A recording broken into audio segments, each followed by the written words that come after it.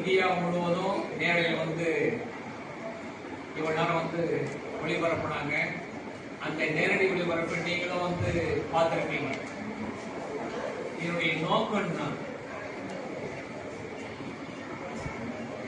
இந்தியாவில் இருக்கக்கூடிய குறிப்பாக கிராமப்புறங்களில் இருக்கக்கூடிய மாணவ செல்வங்கள் அனைவரும் இன்னோவேட்டிவா, அதாவது புதுமைகளை வந்து கண்டறியணும். இப்ப இந்த நிகழ்ச்சியினுடைய பர்பஸ் என்ன? இன்னோவேஷன், புதுமையை நோக்கி நம்ம வந்து போய்கிட்டு இருக்கிறோம். இப்ப நீங்க படிக்கிறது பண்ண என்ன படிக்கிறீங்க? 6, 7, 8 தான் படிச்சுட்டு இருக்கிறீங்க. இப்பொழுதே நீங்க என்ன பண்றீங்க? எல்லாத்தையும் செஞ்சு பாக்குறீங்க. அப்ப இதெல்லாம் என்னது? புதுமைகள் தான். இத்தகைய இந்த புதுமையை நோக்கி செல்லக்கூடிய சசிவி ராமன் சார் பத்தி எல்லாருக்கும் தெரியும் இல்லையா? சசிவி ராமனோட பெரிய விஷயமே என்னன்னா ஸ்கேட்டரிங் ஆஃப் லைட் தான். அதாவது ஒளிச்சிதறல் பத்தி கண்டுபிடிச்சதுதான். அவர் வந்து இதை எப்படி கண்டுபிடிச்சார் தெரியுமா? பல எக்ஸ்பெரிமெண்ட் செய்து பல விஷயங்களை நோக்கி போயிட்டு அறிவியலை யூஸ் பண்ணிலாம் கண்டுபிடிக்கல. அவங்க அம்மா வந்து அவருக்கு ஒரு சின்ன கதை சொல்லுவாங்க. என்ன சொல்லுவாங்கன்னா, சூரியன் எப்பவுமே 7 குதிரைகளை மேலதாம்மா வந்துட்டு இருக்கோம், 7 குதிரைகளை பயணம் பண்ணிட்டு இருக்கோம் அப்படின்னு சொல்லுவாங்க. அவர் சின்ன வயசுல இருந்து அதை யோசிப்பாரு. 7 குதிரையா? அதுக்கு 7 குதிரை பார்த்தா வருமா அப்ப அப்படின்னு அவர் யோசிச்சுட்டு இருப்பாரு. 7 குதிரைகள் அப்படின்றது வந்து பிற்காலத்துல அவர் ஏன் இப்படி 7 குதிரை தான் சொன்னாங்கன்னு யோசிக்க அவரோட தேடல், அவரோட அந்த தேடல்னா என்ன, பெரிய இன்ட்ரெஸ்ட். நம்ம ஒரு விஷயத்த ரொம்ப தேடணும்னு வச்சுக்கேன், மனசு அதை பத்தியே யோசிச்சுட்டு இருக்கும். அதுதான் இன்ட்ரெஸ்டே. அந்த இன்ட்ரெஸ்ட்டை வளர்த்துக்கிட்டோம்னு வச்சுக்கேன், ஈஸியா அந்த நோக்கி நம்மளால போயிட முடியும். அறிவே வேணாம், நிறைய படிக்கவும் வேணாம், இன்ட்ரெஸ்ட்டை வளர்த்துனா போதும். அதுக்கப்புறம் தான் அவர் கண்டுபிடிக்கிறாரு அந்த 7 குதிரைகள் அப்படின்றது 7 வண்ணங்களை தான் சொல்லியிருக்காங்க. அது அவர் கண்டுபிடிச்சதுக்கு தான் அவருக்கு ஒரு நோபல் பிரைஸே கிடைச்சிச்சு. அதை தான் நம்ம வந்து இப்ப ராமன் ஸ்கேட்டரிங் ஆஃப் லைட்னே படிச்சிருக்கோம். ஏன் இதை சொல்றேன்னா, பெரிய அறிவாளியா இருக்கணும், பெரிய படிப்பெல்லாம் படிச்சாதான் கண்டுபிடிக்கணும்னு கிடையாது. உன்னோட மனசுல இருக்கிற சின்ன விஷயங்களோட சின்ன தேடல்கள் உன்னை பெரிய வேலைகளை நம்ம செய்து முடிக்கிறோம். ஒரு சின்ன வெயிட்டா இருக்கு, அந்த பொருளை தூக்கிறதுக்கு நமக்கு சிரமமா இருக்கு.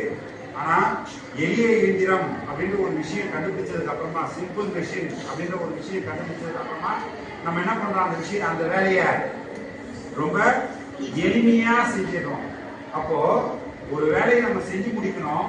ஆனா அந்த வேலையை எப்படி செய்யறது அப்படின்றதுக்கு நம்ம யோசிக்கும் போது அங்க கிடைக்கிற விஷயத்துக்கு பேர் தான் அறிவியல். அப்ப அதை கவனிக்கணும். நம்ம டீம் வந்து உருவாக்குற பள்ளிக்கு ஒரு அங்கீகாரம் கிடைக்குது. நம்ம வெறும் அங்கீகாரத்தை நோக்கி மட்டும் போகக்கூடாது, உங்களுக்குள்ள இருக்கின்ற அந்த திறமையை வந்து வெளிக்கொண்டு வர வேண்டும். குறிப்பா SIDனா என்ன, ஸ்கூல் இன்னோவேஷன் மாஸ்டர் போட்டினா என்ன அப்படின்னாக்கா 5 விஷயம் தான். எல்லாம் நோட் பண்ணிங்க. 5 விஷயம் தான். ஒன்று வந்து ஈன்னு சொல்லுவோம், இன்னொன்று வந்து டீன்னு சொல்லுவோம், இன்னொன்று வந்து பண்ணாக்கா ஐன்னு சொல்லுவோம், இன்னொன்று பண்ணாக்கா பீன்னு சொல்லுவோம், லாஸ்ட் வந்தாக்கா டீன்னு சொல்லுவோம். அதுனா ஈனாக்கா எம்பதைஸ். எம்பதைஸ் அப்படின்னாக்கா பிரச்சனை என்னன்னு கண்டுபிடிக்கணும். அதுதான் எம்பதைஸ். டிஃபைன் அப்படின்னாக்கா அந்த பிரச்சனைக்கு தீர்வு என்ன இருக்குன்னு கண்டுபிடிக்கணும். அதான் டிஃபைன். அப்புறம் ஐடியேட்னாக்கா அந்த தீர்வுக்கு நாம என்ன உருவாக்க போறோம், அதுதான் ஐடியா. அதனால வந்து ஐடியேட்னு சொன்னாங்க. அடுத்து வந்து பார்த்தீங்கன்னா 4வது பீனாக்கா புரோட்டோடைப். புரோட்டோடைப்னாக்கா நாம எந்த மாதிரி உருவாக்க போறோம், அது வந்து சார்ட்லயோ அல்லது நம்ம கையில நம்ம என்ன பண்ணலாம், உருவாக்குறது. லாஸ்டா வந்து பார்த்தீங்கன்னா டீனாக்கா டெஸ்ட் என்னன்னா சோதனை பண்றது. அந்த சோதனையில வெற்றி பெற்றாக்கா நாம அடுத்த நிலைக்கு போவோம், அதுக்கு அடுத்த நிலைக்கு போவோம். நீங்க சோதனைகள் கடந்துதான் சாதனை செய்ய முடியும் சொல்லியிருக்காங்க இல்லையா? அது என்ன சோதனை? அறிவியல் சோதனை. அறிவியல் சோதனை நீ கடந்தாதான் வந்து என்ன பண்ண முடியும், சாதனை செய்ய முடியும். ஒரு சின்ன ஒரு உதாரணம் சொல்லி கொஞ்சம் முடிச்சுக்கிறேன். எறும்பு தெரிஞ்சுக்குமா? எறும்பை பார்த்தீங்கன்னாக்கா மழை காலம் வர்றதுக்கு முன்னாடி என்ன பண்ணுனாக்கா அந்த உணவுக்குள்ள சேகரிச்சு என்ன பண்ணுவோம், கொண்டு போய் வந்து சேர்த்து வச்சுக்கோம்.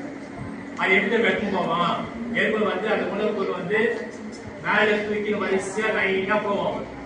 இடையில ஒரு விரிசல் வந்து வச்சுக்கோ, அது என்னதான் யோசிக்கும், அந்த உணவு பொருள் வந்து அந்த விரிசல வச்சுட்டு அதை வச்சுக்கணும்னா அப்புறம் தாண்டி போகும். அதுக்கப்புறம் தாண்டி போட்டு அந்த உணவு பொருள் தான் நம்ம எடுத்துட்டு என்ன பண்ணுவோம், போயிட்டே இருக்கும். அது போலதான் இடையூறுகள். உங்களுக்குள்ள இடையூறுகள் நிறைய வரும். அந்த இடையூறுகள் என்ன பண்ணாக்கா ஒரு வாய்ப்பா பயன்படுத்திட்டு நம்ம என்ன பண்ணோம், அதை தாண்டி போகணும். கண்டிப்பா எல்லாருக்கும் இடையே இருக்கும், எனக்கும் இடையே இருக்கும்.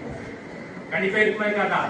நீங்க வந்து சாதாரண வந்து உட்காரல, டீச்சர் கிட்ட நீங்க வந்து பர்மிஷன் கேட்டு வந்து உட்காந்துருக்கீங்க, அப்போ அவங்களுக்கும் ஒரு டிஸ்டர்பன்ஸ் வந்து இருக்கும். அதனால எந்த ஒரு இடையே வந்தாலும் அதை கடந்து தான் நம்ம வந்து சாதனை செய்ய முடியும். அதனால நீங்க வந்து சாதாரண மாணவர்கள் அல்ல, நீங்கள் ஒரு இளம் விஞ்ஞானிகள். யாரு?